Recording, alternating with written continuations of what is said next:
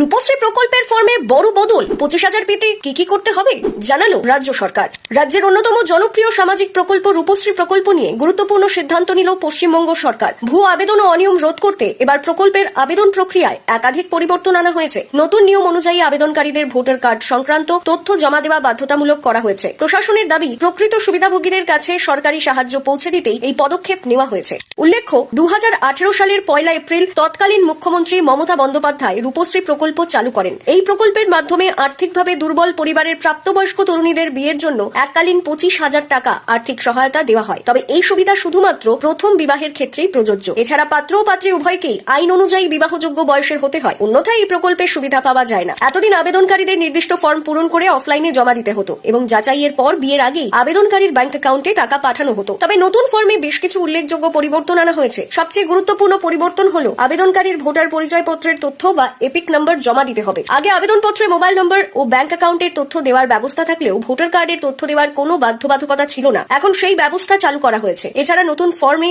জানতে চাওয়া হচ্ছে আবেদনকারীর নাম চূড়ান্ত ভোটার তালিকায় রয়েছে কিনা। যদি নাম থাকে তাহলে সংশ্লিষ্ট সিরিয়াল নাম্বার এবং পার্ট নাম্বার উল্লেখ করতে হবে। অন্যদিকে যদি আবেদনকারীর নাম ভোটার তালিকায় না থাকে তাহলে পরিবারের অন্য কোনো সদস্যের এপিক নাম্বার জমা দিতে হবে। এই উদ্দেশ্যে ফর্মে নতুন একটি পৃথক কলাম যুক্ত করা হয়েছে। নতুন ভোটার হিসেবে আবেদন করা থাকলে তার স্বীকৃতিপত্র বা অ্যাকনোলেজমেন্ট কপিও জমা দিতে হবে। পাশাপাশি আবেদনকারী ট্রাইব্যুনালে কোনো আবেদন করেছেন কিনা সেই তথ্য হ্যাঁ বা না এর মাধ্যমে জানাতে হবে। ফর্মের নকশাতেও পরিবর্তন আনা হয়েছে। আগে যেখানে বিশ্ব বাংলার লোগো ব্যবহার করা হতো সেখানে নতুন ফর্মে রাখা হয়েছে অশোক স্তম্ভের প্রতীক। প্রশাসনের মতে এই পরিবর্তনগুলির মাধ্যমে আবেদনকারীদের পরিচয় আরো নির্ভুলভাবে যাচাই করা সম্ভব হবে এবং ভুয়ো আবেদন